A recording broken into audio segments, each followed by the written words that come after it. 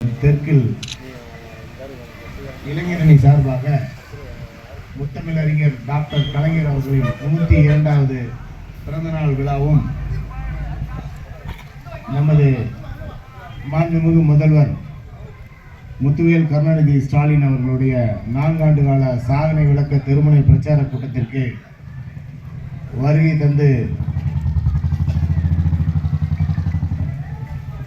எங்களுக்கு வழிகாட்டியாக இருக்கக்கூடிய எங்கள் குடும்ப தலைவர் மாண்புமிகு நகர்ப்புற நிர்வாகத்துறை அமைச்சர் அவர்களே, எங்களுடைய இளவல் நம்முடைய பாராளுமன்ற உறுப்பினர்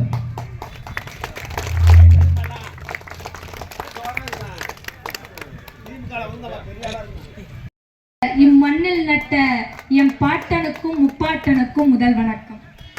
பின் திருச்சி வடக்கு மாவட்டம் பாலகிருஷ்ணன்பட்டி பேரூர் கழக இளைஞரணி சார்பில் நடத்தப்படும் தெருமுனை பிரச்சார கூட்டத்தில் தலைமையேற்று வைக்கும் வடக்கு மாவட்ட செயலாளர் முசிறி சட்டமன்ற உறுப்பினர் திரு காடுவெட்டி நா தியாகராஜன் அவர்களே,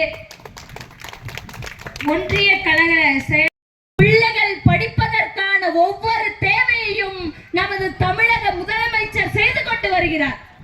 அது மட்டுமா, இன்னைக்கு நல்லா படிச்சு நல்லா வேலைக்கு போற குழந்தைங்கள்லாம் இருக்காங்க.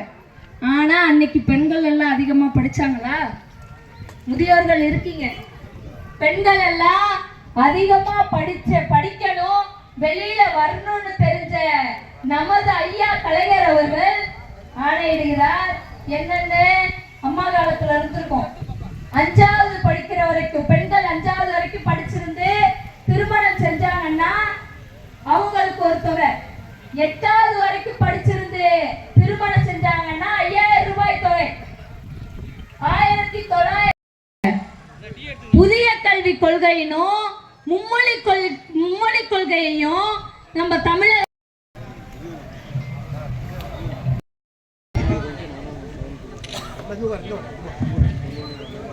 No,